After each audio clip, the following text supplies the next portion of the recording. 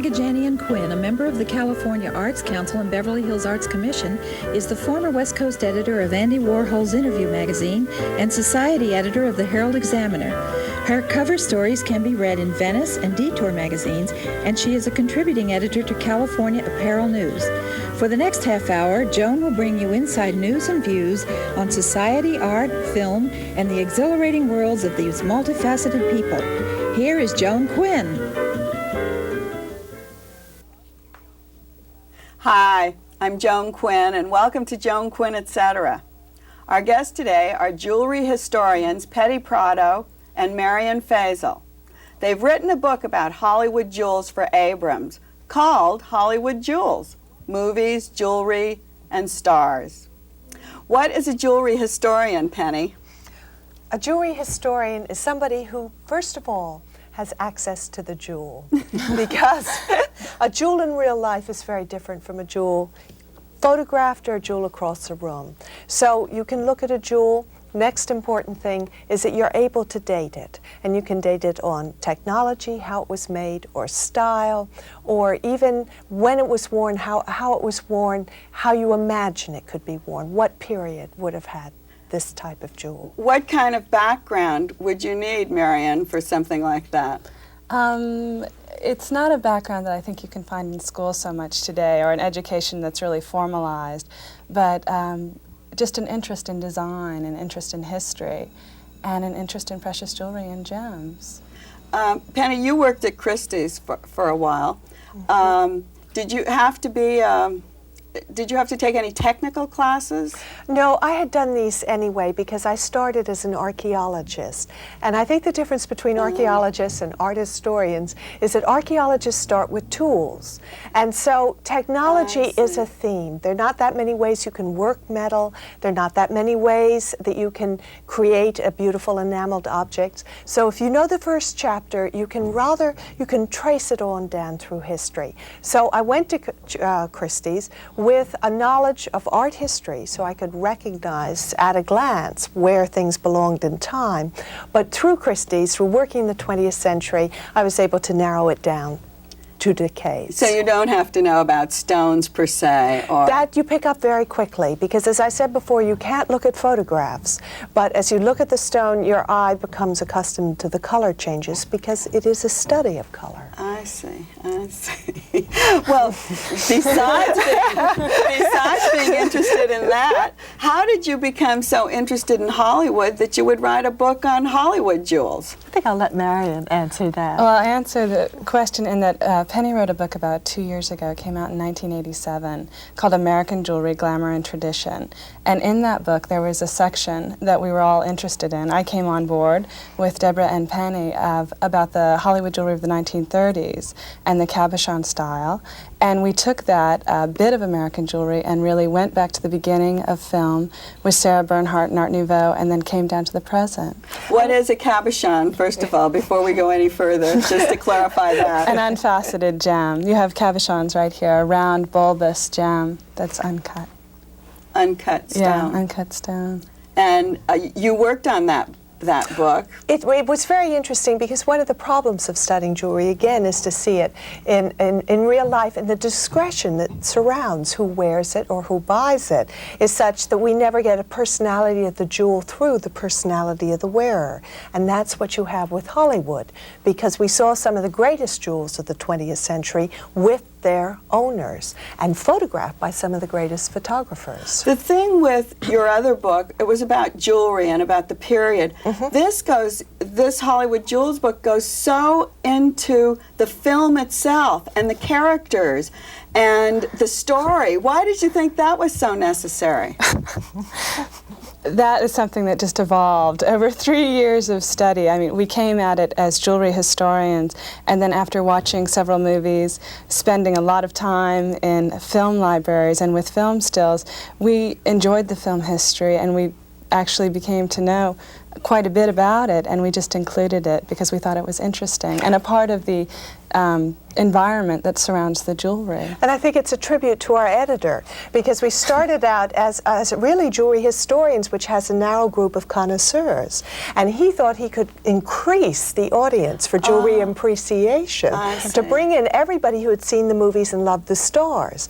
And so with the books, people check their ability to recognize the stars with the stills we've chosen, and then learn about the jewels. Did they use real jewels in the movies, or was it paste?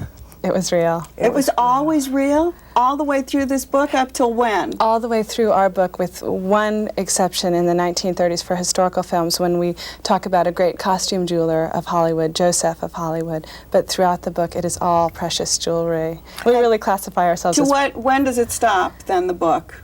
With the 1991 Academy Awards and Madonna. Down to the present. And they use real jewelry to date?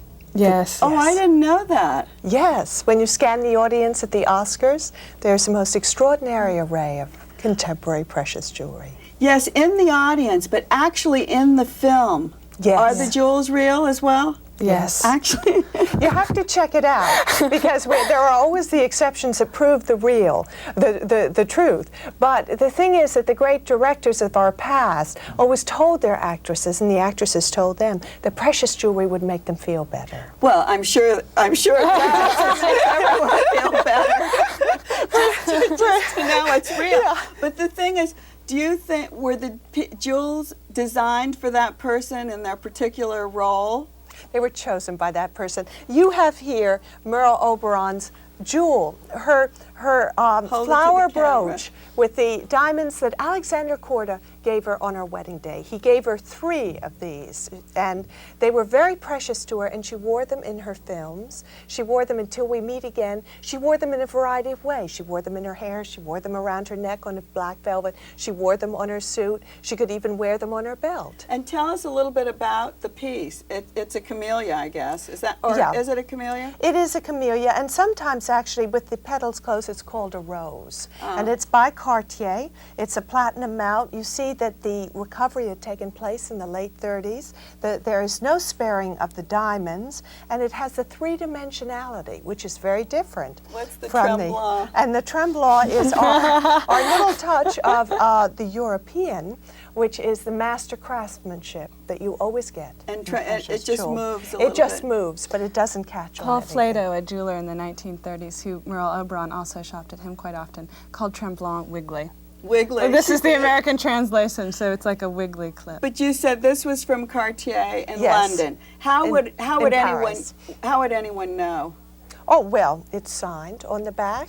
And if it's Oh, not, is that it? yes. Okay. Also, how do we know? We know because we've been looking for it. When we saw this at the Academy's opening of their exhibition Precious Jewels, we recognized this jewel from the stills. And so that's the exciting part. It is like archaeology. We had the image in our mind. We recognized it when it came through the door. I see. We Let's knew talk, its since you're background. talking about that, let's talk about these pieces. I'll hold these up and you can tell us about these 2 pieces. Let's talk about... This is a Seaman Sheps rooster, which I would say was made right after the war, when Seaman Sheps was collecting a lot of the different gems and from jewels that were being broken up during World War II, because people were either recreating styles or using the platinum. Actually, jewels were often donated to the wartime cause. And this looks like Seaman Sheps collected a variety of gems and then used them in a collage-style fashion to create a lovely rooster. But this in rooster, yellow gold. In yellow gold, which is also Which was, the war, wartime because style. platinum was a military but this rooster material. is in the book. It is. Yes. On Carmen Miranda. On Yeah. Carmen Miranda. Miranda. We thought she only wore plastic jewelry. That is No, not true. that is not true. But she got the height and the weight and the breadth in her precious jewels. Now, the interesting thing about that jewelry, that rooster, is what you're seeing here, and I wish I had a little pointer, is the vestige of a lined bracelet. And you see those little calibre cuts, and it's very much like the Duchess of Windsor's flamingo, where you see Yes. all their feathers, and it were Cartier lined bracelets. So jewels, gems are never lost, but they can be used again in a new I period see. for a new design. And this is another designer who designed in America. Is Yes. that Verdura? Verdura. Verdura. And He came over the mid-30s. He came over in the mid-30s, and he actually worked for one of the most popular jewelers in Hollywood of the 1930s, again, Paul Proddow, before he opened up his own salon right before World War II. And he had worked for Chanel before, created her extraordinary Byzantine crosses, and brought that flair to American jewelry design. And after Paul Proddow moved on to New York, and is one of our great post-war jewelers, down to the present. This is a very small piece. Would something like this show on the screen? This is a piece that has become smaller in the more sedate climate of the 1950s. Yes. So had its grandmother been created in the 30s, it might have been 3 inches or 4 inches high. And this is what happens when you asked me before, how can you date jewelry? How are you a jewelry historian? To get a sixth sense, because size is as much a period thing as technology. And even though it may not have shown, that wearer, that star knew that she was wearing something great and really good. Exactly. We have just a couple of minutes left, but let's talk about people who had great jewelry collections in Hollywood. Will you name a couple, and will you name a couple? Sure. Marlene Dietrich, to start out. Her emerald collection, 128 carats. Paul Proddow, another jeweler, called it the size of a bantam's egg. It was so big. Is this Marlene Dietrich? This is actually Gloria Swanson, Swanson. another great jewelry collector. These are her cuffs that Cartier did in 1930. Madame Tussauds, revolutionary use of materials, crystal and diamond coming down the side like snow. She wore them in her heyday, in her youth. She wore them again in the 50s in Sunset Boulevard when she played Norma Desmond, the washed-up star. I don't know how to top that. I can show you something. Okay, this is the Peregrine Pearl, which is on display at the Academy right now in our exhibition and is also in our book. It belongs to Elizabeth Taylor, and the bottom part of the necklace, which is the pendant and the small flame motif, is diamonds mounted in silver, and the pearl is about 203 grains. And that part of the necklace came down in the Spanish royal family and was illustrated in several portraits by Velázquez on different members of the family. And it was put up for auction by the heirs in 1969, and then purchased by Richard Burton for Elizabeth Taylor. One side is a drawing. Right. The original drawing from Cartier, which for the necklace that Burton had made for her in about 1972, so she could wear the pendant, and in which she did in a movie, A Little Night Music. And that's what's so exciting, because this necklace proves that Hollywood is our 20th century royalty. And this has its pedigree, which is Philip II of Spain, the Spanish royal family, and also it was taken by the Bonapartes in that little time before it went to England. And somebody said at the opening of the exhibition, because it is on show at the Academy, was it plundered? And these are the spoils of the turbulent times of the 1800s. Oh, and went from the French to the English. Waterloo, Duke of Wellington, this is what he got. Well, this is a turbulent time for us, because our time is out. So it's very turbulent. Elizabeth Taylor was a great collector. A great collector of jewelry. And she collected a lot of things, but we'll have to talk about that another time. Thank you, Penny Proddow and Marion Fasel, for being with us. And we'll be back after the break. Thank you, Joan.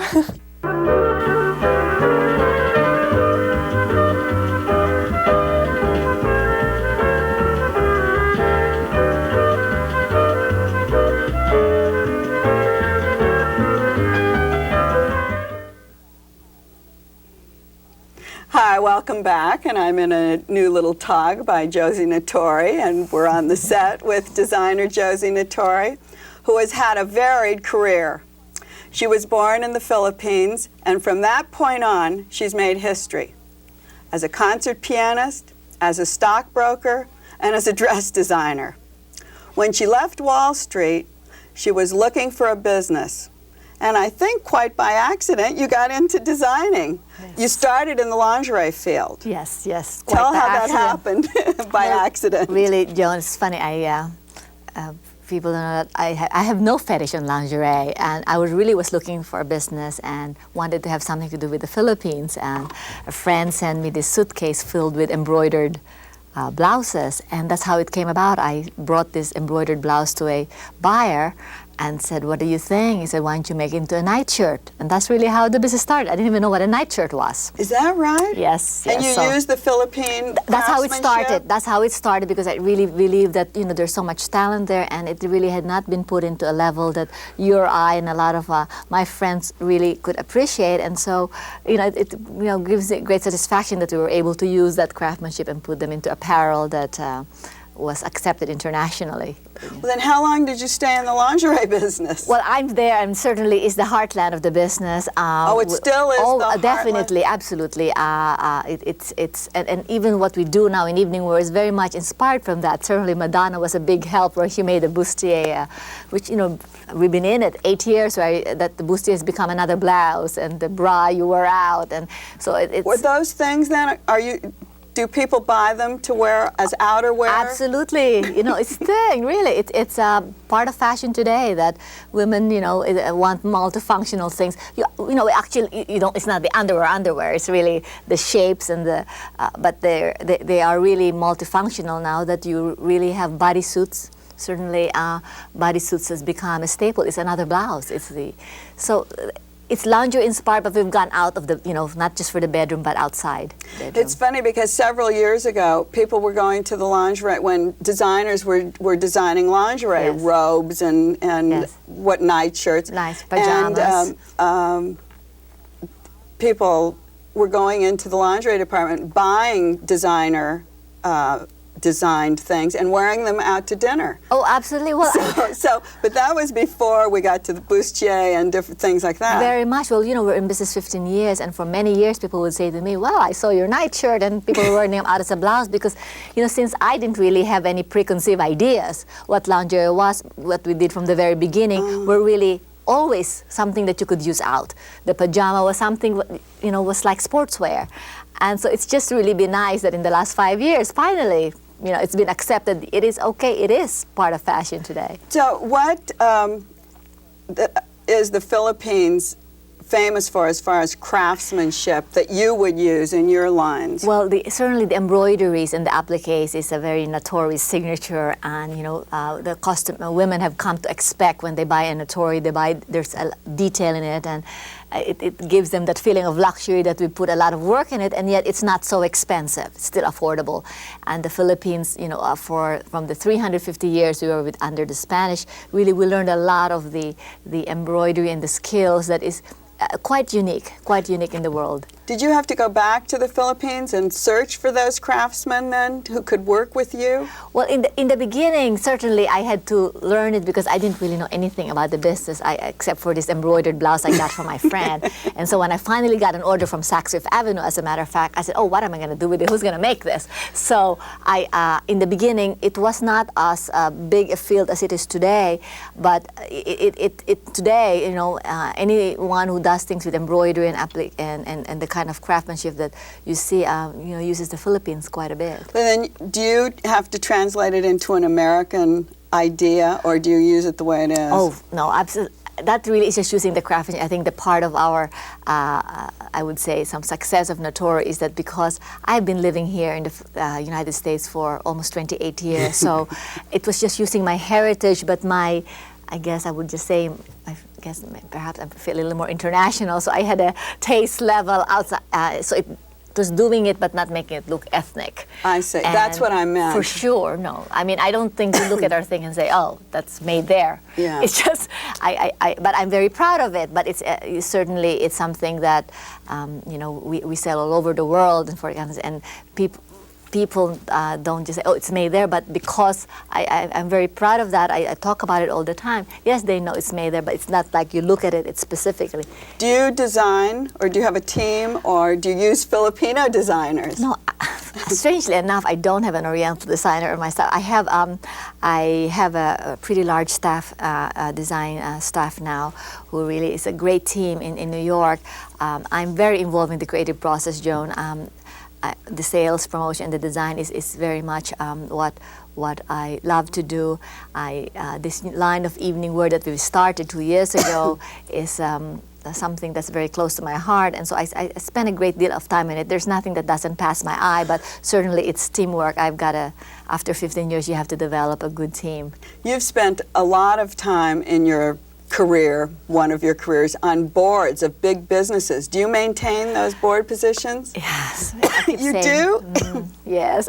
Because I think that you have to kind of give back. I mean, I'm the board of a Philippine American Foundation. I'm the board of things that involve schools and education in the United States. My Manhattanville College, where I went to school, I'm on the board there. And I feel I have to give back where I can. It's difficult. It's difficult to give the time, but I think it's very important to be involved in the community and this other charitable. And while you've been giving back, I know the Philippine government has honored you. You received a very prestigious award in 1988. Yes.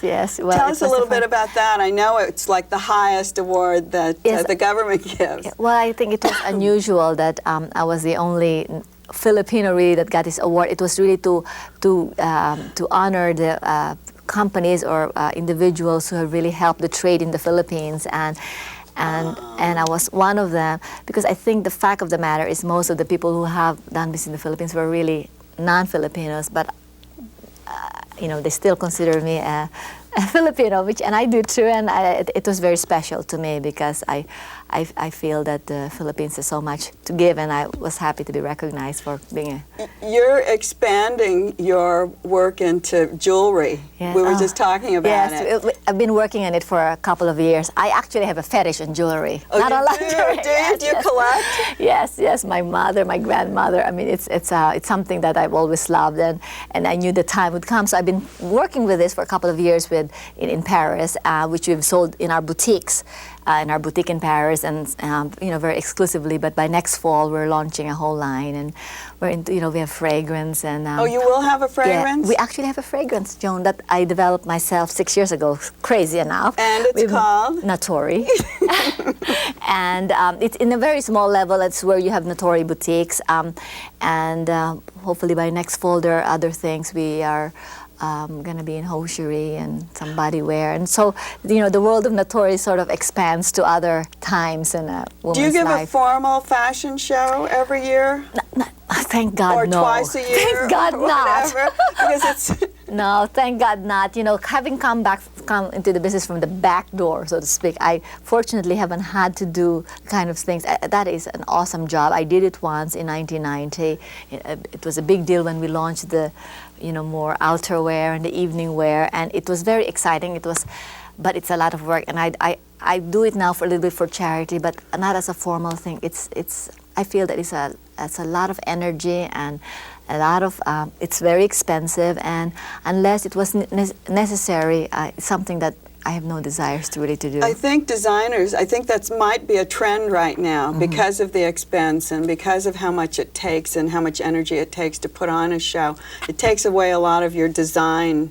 I think energy. so, Joe. And I think I'm not here for an ego, never have been, and it just doesn't make sense, And I think to show it to them, it's a business, and show it in the proper way, it makes a lot more sense. And that's all press. So if you're going to do something for the press, that's a different story, But I think it just gets very convoluted as to what the purpose is. You are always on the move. You as we were saying, you're on a lot of boards, and you do all the design. You have a big staff, and your husband Ken. And a son. And a son. 16 and a half, yes. How old is he? 16 and a half, almost 17. Well, you're a woman of the 90s. Not easy. What does Ken do to keep you intact? I was reading some of those notes. I thought it was funny. Oh, God. He actually, thank God for him, because he's calm. He has a golf putter in the office. And that's what as I'm screaming at the phone, he's putting. He's putting, actually? Yes, we share the same office, Joan, believe it or not. It's a very good balance. I think that's what's made it work, because this really is a collaborative effort of the both of us. And, thank God for him, because I'm the hyper one and he's the calm one. Does he help you in the business? Very much. He joined me in the business 5 years ago. But does he just do the business part, or do you still work on the business part of it? Yes, I do too. I mean, I can't keep my hands off it. I mean, just, but not in much detail. Can really, thank God, absorbs, has, you know, deals with the banks and all that. But of course, being in the creative, they still need to have my presence, but I don't have to worry as much. So he takes care of the licenses and the deals, and we're hopefully going to be opening stores, and that's his thing, and I take care of the product and the sales. Where do you think the woman of the 90s will be? What kind of lifestyle do you think she's going to be having or will be having? Yeah. You know, interestingly enough, John, I am so tired of the 90s, saying the woman of the 90s. I'm starting to think that what is the woman of 2010? That's good. What is she going to do, you 2010? know, I just really think, and I really am trying to, you know, I talk to my son and ask him what his friends are, because it's very important to look beyond that. You know, I think that to think about the women in the next 5 years, you got to go beyond and think.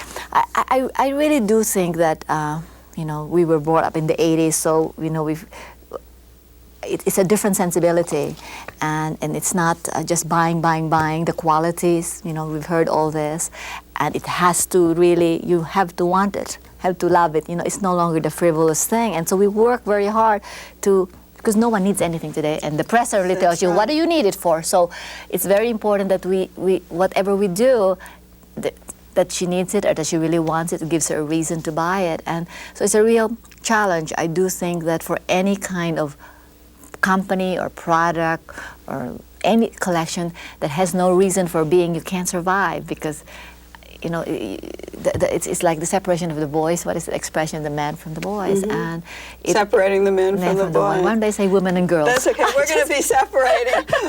It will be separating the women from the girls. Yeah. And but I think that the woman certainly is still remains to be the biggest consumer, and we are where we are because I follow. I think that I understand the woman of the 90s. She's so busy, has no time, wants to be practical, wants to be more functional. You can wear this and wear it with different things, whether it's a pants and a skirt, and more versatility, and our evening separates is that. You can wear, you don't have to look one way. You can mix it up, and it's your own personality that comes about. And that's what we're going to do. Yes. We're going to leave. Great. We're going to thank Josie Natori for being with us. Thank you very much for having me, Joan. Sachs brought you over. That was really nice. And we're going to do all those things that Josie taught us just now. We'll see you next time on Joan Quinn, etc.